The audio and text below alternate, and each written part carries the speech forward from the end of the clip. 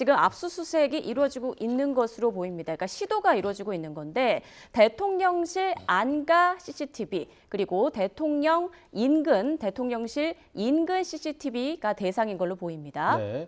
자, 내란 중요 임무 종사 혐의로 구속된 조지호 경찰청장 그리고 김봉식 서울경찰청장 지난 3일 비상계엄 선포 3시간여 전에 이곳 대통령 안전가옥, 대통령 안가에서 윤석열 대통령을 만나서 계엄 후에 장악할 기관 등을 하달받은 것으로 조사가 됐고요. 또 비상계엄이 해제된 지난 4일에는 박성재 법무부 장관과 이상민 전 행안부 장관, 또 이완규 법제처장 등이 안가에서 회동을 가졌던 것으로 전해졌습니다. 자, 앞서 경찰 특수단이 계엄 당일 그 대통령 동선 등을 파악하기 위해서 삼청동 안가 또 주변 CCTV에 대해서 압수수색 영장을 신청했지만 법원에서 한 차례 기각된 바 있는데요.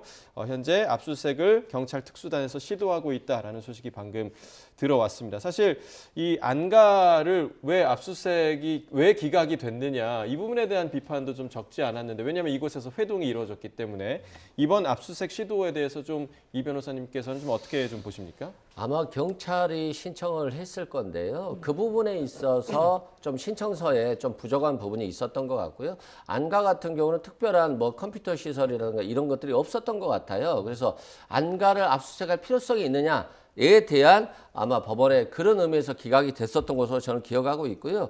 다만 이번에 나왔던 것들은 결국에는 안가 CCTV 그리고 안가 주변 CCTV를 압수수색 영장을 받았다는 거잖아요.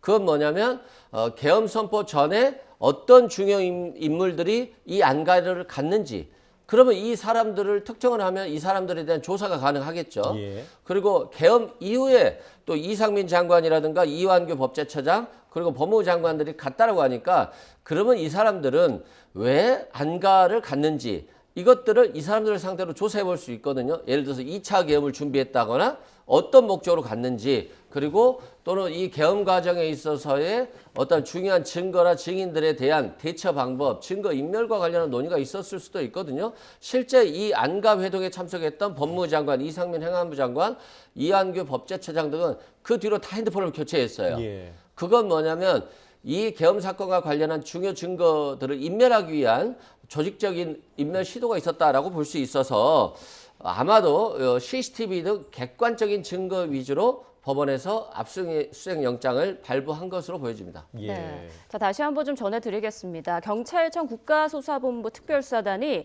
오늘 서울 삼청동에 있는 대통령 안전가옥 압수수색을 시도하고 있습니다. 윤 대통령이 계엄 3시간 전 조지호 경찰청장 등에게 언론사 등 장악기관이 담긴 지시 문건을 건넨 곳이기도 한데요. 조금 전 경찰이 도착한 그 삼청동 대통령 안가 인근의 상황을 YTN이 포착했다라는 소식이 전해졌습니다. 자, 그런데 이렇게 영장을 발부받아서 압수수색을 시도하고 있는 거잖아요. 지금 압수수색이 정상적으로 순조롭게 진행되고 있는지는 모르겠는데요. 이번에도 어떤 경호 문제 등을 이유로 어떻게 그쪽에서 거부를 할 수 있는 그런 상황이 벌어질 수도 있을까요? 그럴 가능성이 현실적으로 높지 않을까 싶습니다. 안가, 이른바 안전가옥이라는 것 자체가 예. 이름에서 알다시피 국가안보시설 중에 하나라고 볼 수 있죠.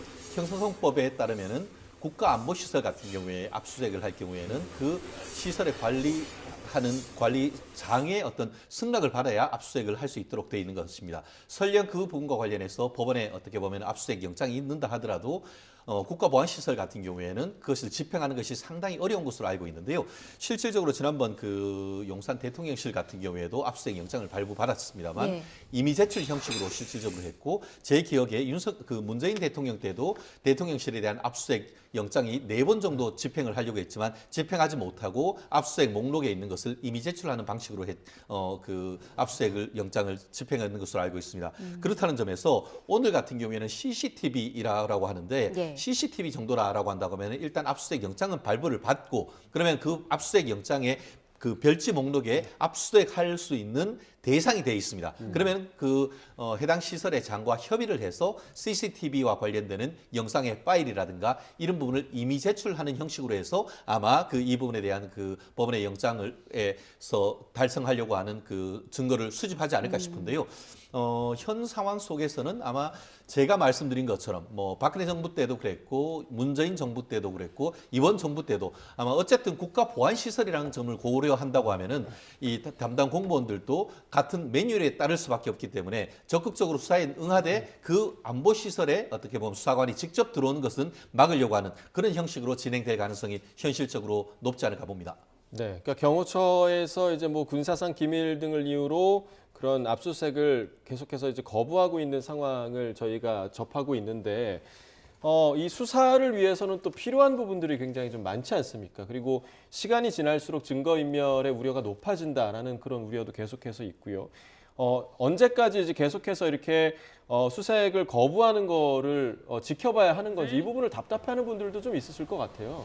그렇죠. 굉장히 답답하죠. 국민들 입장에서 보면 관련 증거들을 일단 압수수색을 해야지만이 향후 재판 과정이나 헌법 재판 과정에 있어서 그것에 대해서 죄가 있는지 여부를 확인할 수 있는 것인데 이 증거라고 하는 게 시간이 지나면 소멸될 수 있는 거 아니겠습니까? 특히 CCTV 같은 경우는 보존 기한이 있을 수 있기 때문에요.